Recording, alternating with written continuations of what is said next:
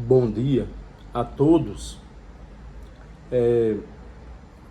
Vamos conversar um pouco sobre três livros importantes. O livro de Alfonso Trujillo Ferrari. Então, esse primeiro livro, o livro de Alfonso Trujillo Ferrari, que é Metodologia da Ciência.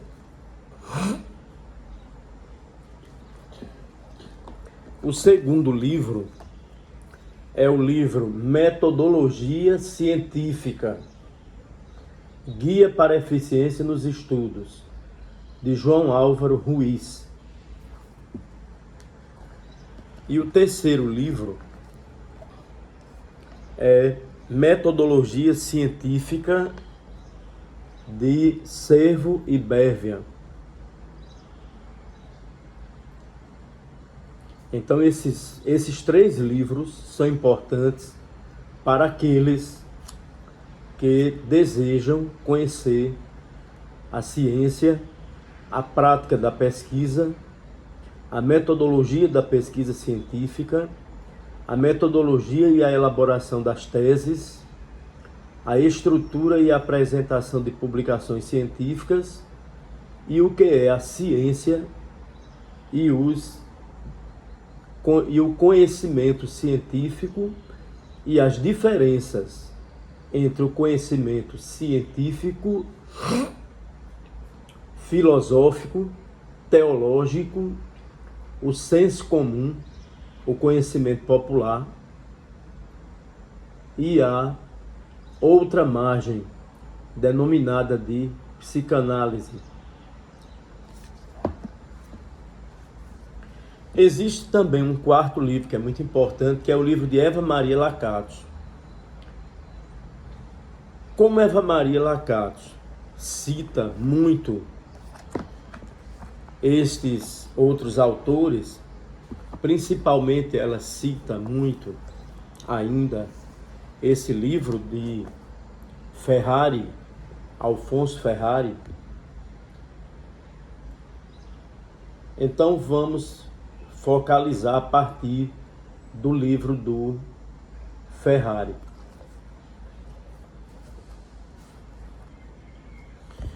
Nós encontramos um capítulo no livro de Ferrari que é chamado O Conhecimento Científico e Outras Formas de Conhecimento.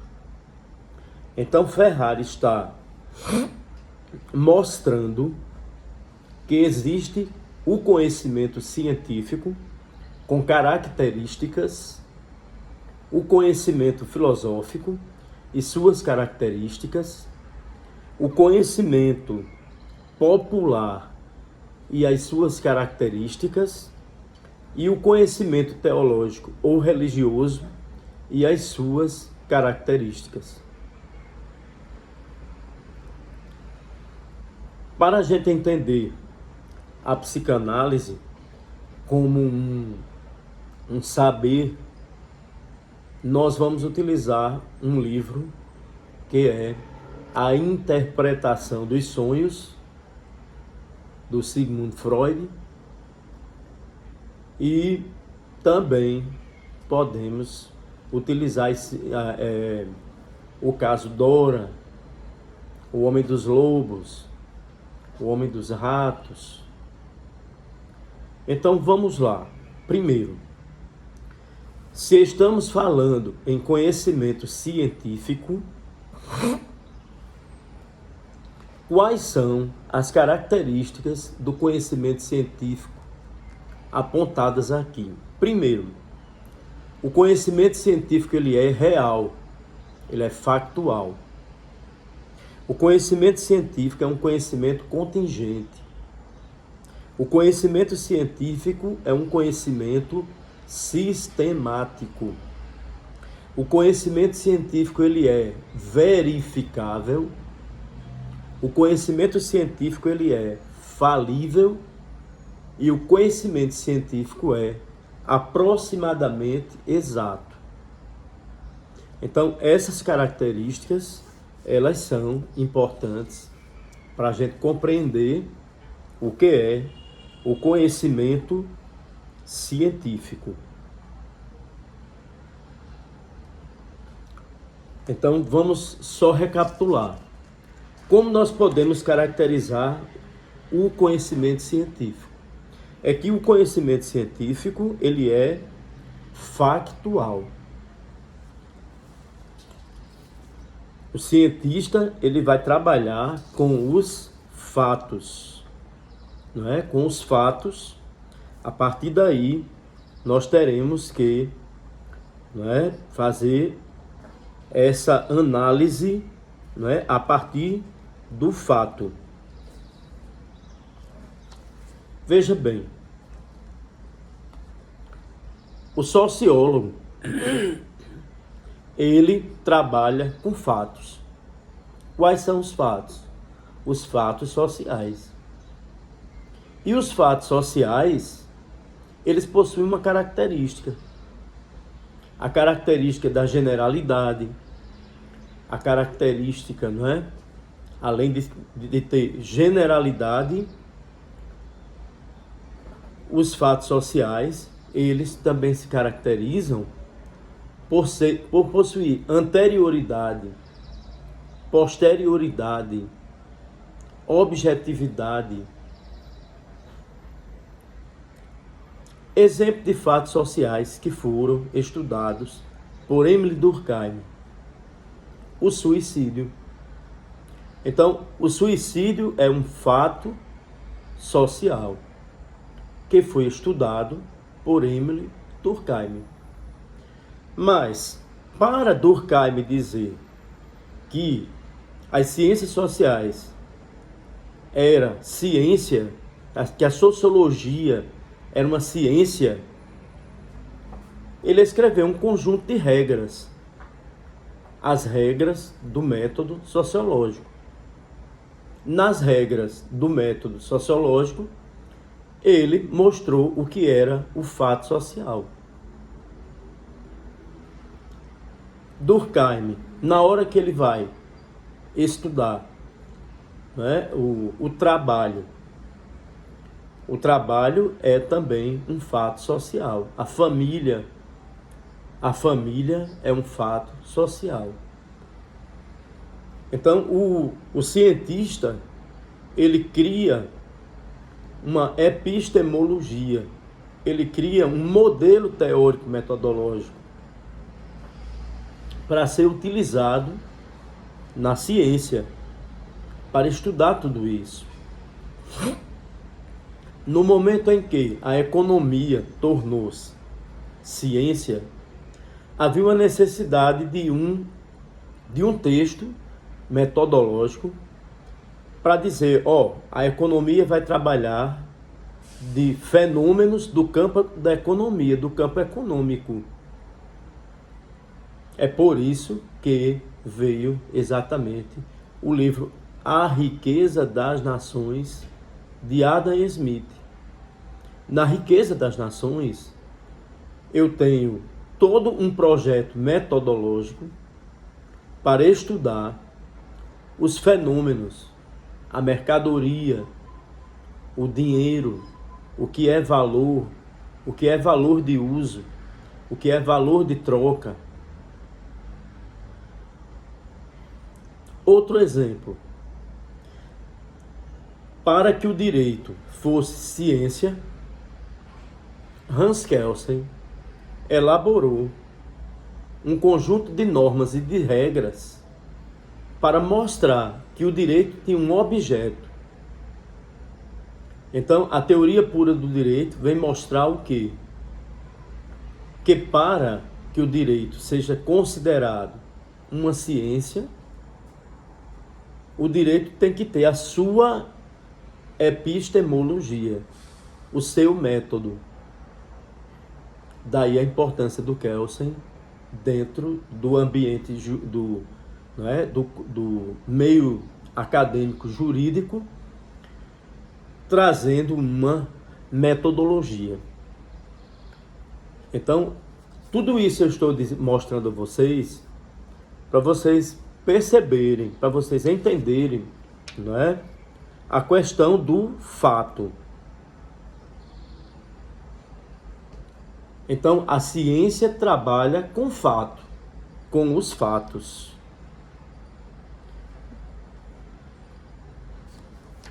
Vamos lá.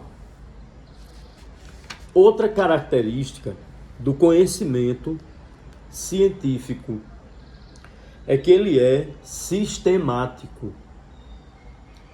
Então, a ciência também trabalha com esse conceito de sistema, que veio lá da filosofia antiga, dos grandes sistemas da antiguidade, como Aristóteles, não é?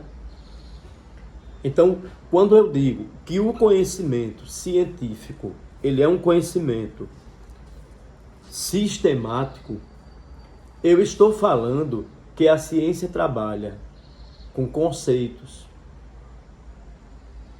trabalha com métodos, trabalha com teorias, que a ciência trabalha também, não é?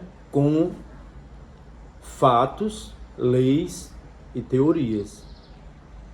Se eu estudo química, eu quero fazer uma leitura de algo que é todo sistematizado, a tabela periódica dos elementos químicos. Então, a tabela periódica dos elementos químicos está mostrando toda a sistematização dos elementos químicos a partir de famílias. As famílias estão lá naquela tabela, a partir do número atômico delas. Então, eu tenho a família dos alcalinos, a família dos alcalinos terrosos, a família dos lactanídeos, a família dos gases nobres e etc.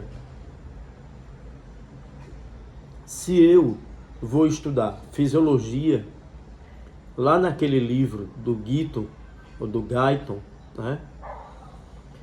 Se eu examinar o sumário do livro de fisiologia, eu vou ver que está dividido em sistemas.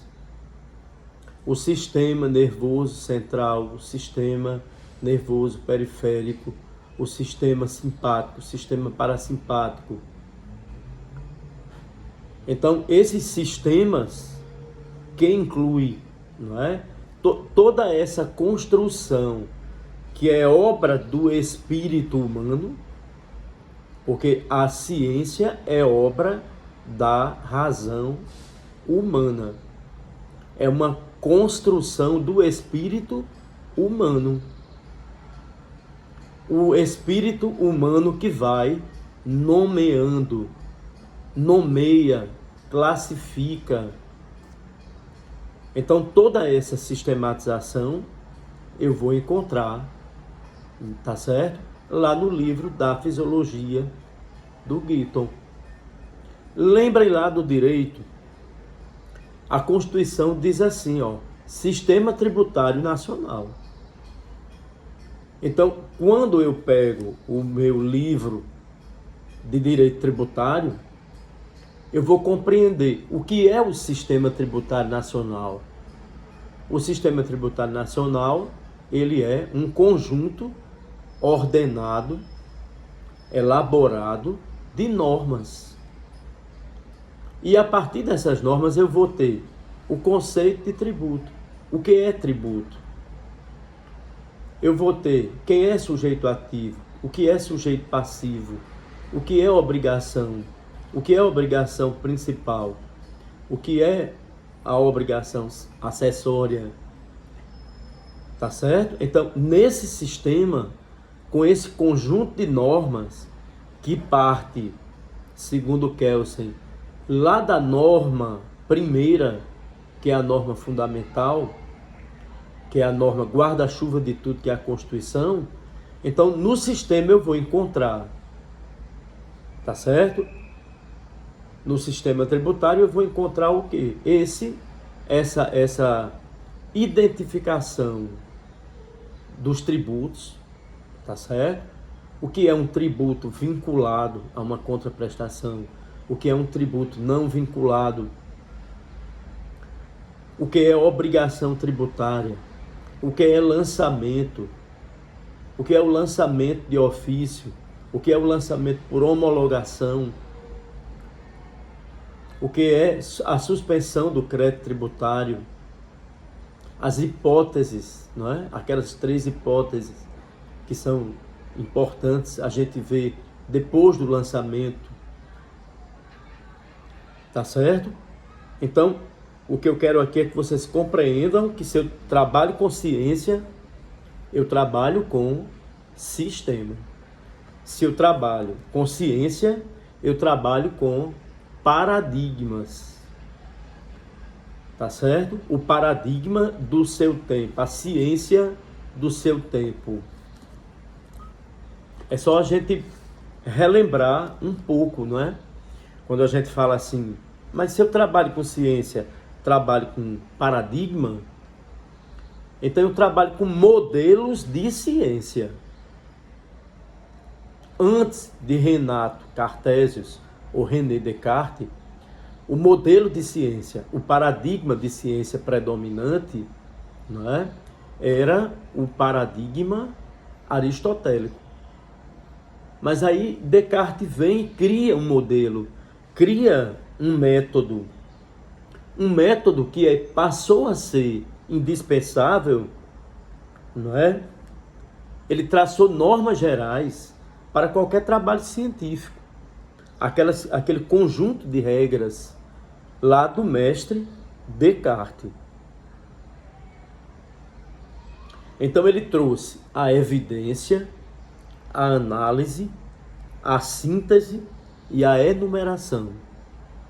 Isso está dentro das regras de Descartes, não é? Mas tem um problema.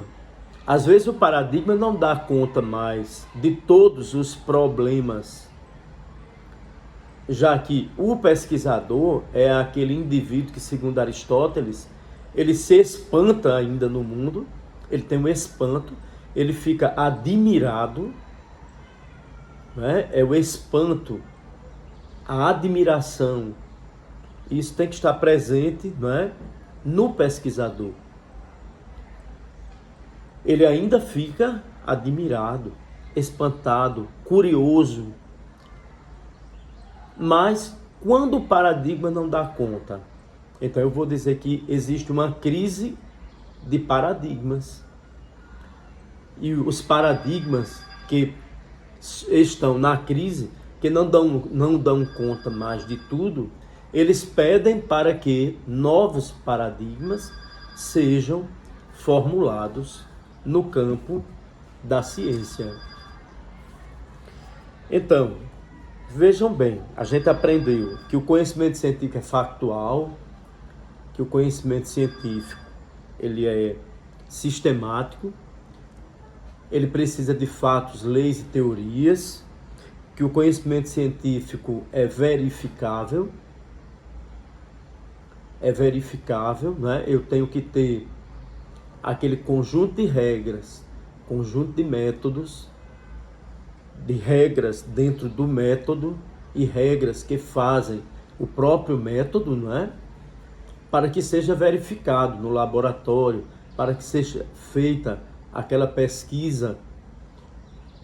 Por isso que na hora que você vai pensar uma pesquisa, você vai pensar no tema, no problema, nos objetivos, no objetivo geral, nos objetivos específicos.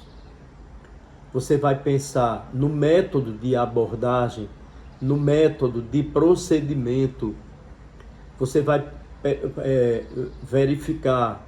Então você tem que ter a população, a amostra, o tipo de amostra, aquelas variáveis, as variáveis de pesquisa, uma variável nominal, ordinal, dependente, independente, interveniente. Então, tudo isso para você chegar aqui a uma análise e discussão dos resultados, ao tratamento das variáveis, porque você vai fazer esse tratamento a partir da utilização da estatística, não é? Às vezes, de uma análise do discurso, você vai ter que testar a sua tese, tá certo? Ver se os objetivos, aqueles objetivos, cada um objetivo, se você realmente cumpriu dentro da sua pesquisa, para você ter o quê? Uma conclusão a partir dos resultados. Portanto, dentro da ciência, a pesquisa ela é uma tese, uma antítese e uma síntese. Mas o conhecimento científico, ele é também falível. Então, por que é falível? Porque determinadas regras, determinados acontecimentos, determinadas proposições, né, podem acontecer com um percentual e tem um percentual aonde não aconteceu, aonde fugiu a regra, aonde foi apresentado de modo diferente, não é? Então é por isso que ele é aproximadamente exato. E outra coisa, aquilo que hoje a ciência ela vai sendo modificada, não é? Ela se torna obsoleta. Max Weber, no livro dele sobre a universidade, ele diz qual é a diferença entre arte e ciência. A diferença entre arte e ciência é porque a ciência ela se torna obsoleta. A arte não. A arte jamais vai ficar obsoleta. As pirâmides, o Palácio Real de Versalhes, isso é obra de uma arte de um tempo. A arte é obra de um período, de um tempo, mas jamais vai ficar obsoleto. Exemplo, a Mona Lisa, a Pietà, o teto da Capela Sistina com aquela pintura, não é? Então, ciência fica obsoleta, a ciência é aproximadamente exata e a ciência é falível. Pessoal, e quais são as características do conhecimento filosófico, não é? O conhecimento filosófico, ele é valorativo, é a primeira característica. Ele é racional, ele é sistemático, ele é infalível, ele é não verificável e ele é exato. Não é? Então, a filosofia, esse campo chamado filosofia, esse conhecimento chamado filosofia, ele tem essas características, não é? É valorativo, sim, tá certo? Nietzsche é um filósofo da Alemanha, importantíssimo, um desdogmatizador. Ele escreveu A Vontade de Potência. Ele escreveu, não é, o Anticristo. Nós temos Marx. Marx é mais um filósofo da Alemanha. Ele escreveu o Manifesto do Partido Comunista, que é um panfleto político. Ele escreveu um livro histórico, o 18 do Brumário. Ele escreveu o Capital, sobre as características, a evolução de toda a economia burguesa capitalista. Ele escreveu A Ideologia Alemã, uma crítica ao sistema, de Hegel. Vejam bem, eu tenho outro filósofo importante, Sartre, Simone de Beauvoir, que escreveu O Segundo Sexo, que escreveu Todos os Homens São Mortais. Só que eu posso concordar com o que Marx diz, mas eu posso não concordar. Eu posso acatar para minha vida pessoal as ideias do Marx, as ideias do Nietzsche, mas posso não querer concordar. As ideias do Platão, quando escreveu a República, quando escreveu o Banquete.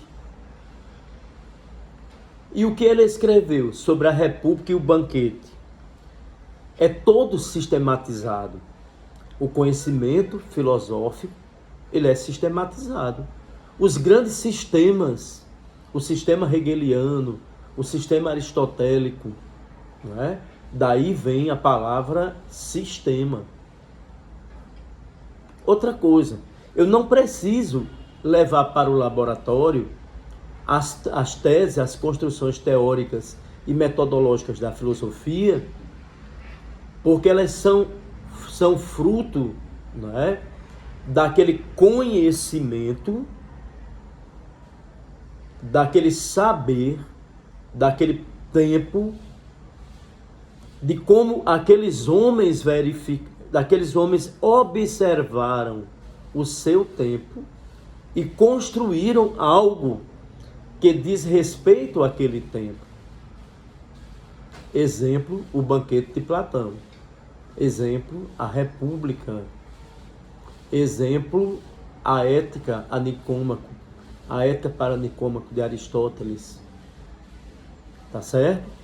Então eu não preciso, na filosofia, de verificar. É a experiência do filósofo com o mundo que dá a ele a condição para que ele escreva sobre aquilo que ele está vivendo, aquilo que ele está podendo enxergar com curiosidade, com espanto e com admiração. O filósofo é aquele que é curioso, fica espantado e que fica admirado. A partir daí nasce a escrita desse filósofo. Se isso acontecer, e se isso acontece. E o conhecimento filosófico, ele é exato. Tá certo? Quando Platão diz que existe o mundo das ideias, ou o mundo sensível e o mundo suprassensível, isso já nasce exato. Eu não preciso verificar no laboratório. Quando Platão está dizendo que primeiro as coisas surgem no mundo das ideias e que o que existe aqui embaixo é cópia imperfeita, porque a perfeição é lá no mundo das ideias, ou quando Hegel diz, não é, que o Estado é obra da razão, que a arte é obra da razão, eu não preciso levar ao laboratório. Tá certo? Agora vamos ver quais as características do conhecimento teológico. O conhecimento teológico ou o conhecimento religioso, né? Então todos os autores, eles trazem que o conhecimento teológico é valorativo, é inspiracional, é sistemático, é não verificável, é infalível e exato. Tá certo? Então, o que o autor está dizendo com isso, com essa característica, não é? Que o conhecimento religioso é inspiracional. Então, ele vem de uma inspiração, tá certo? Exemplo, quando Allan Kardec escreveu o Evangelho segundo o Espiritismo, então, aquele conhecimento ali não vem lá de um teste de laboratório, vem de algo que ele acredita. Quando alguém escreveu o texto bíblico, ele escreveu o texto bíblico a partir de algo que ele acredita. Não é? É algo de um movimento inspiracional. não é racional, tá certo? Quando alguém está falando na construção do mundo, não é? Por Deus, então isso é obra de um poema que inspira, de um conjunto de textos que veio da inspiração. O conhecimento religioso, ele é também sistemático. É só vocês pegarem a Bíblia e analisarem. Vocês vão ter sistematizado o Antigo Testamento, sistematizado o Novo Testamento, sistematizado em livros. Então toda essa sistematização, ela é necessária para você compreender aquilo que é antes de Cristo e depois de Cristo. Tá certo? Os outros textos da religião também são sistematizados. Ele é não verificável porque eu não preciso verificar no laboratório que Maria, ela é virgem antes do parto, no parto e depois do parto. Tá certo? É por isso que é exato. Ou eu acredito nisso como verdade, com exatidão, ou eu não acredito. Ou eu acredito na que estou predeterminado ao céu ou ao inferno. Lembrem do texto do Max Weber, Na Ética Protestante e o Espírito do Capitalismo, tá certo? Que aquele conjunto religioso de que Weber está tratando, né? O pietismo, o metodismo, o calvinismo, seitas batistas. Então, quando eles referem que há uma predeterminação, o meu comportamento tem que ser voltado para uma racionalização da vida no trabalho, com a religião. Eu não separo trabalho e religião. Eu não separo fé do trabalho, tá certo?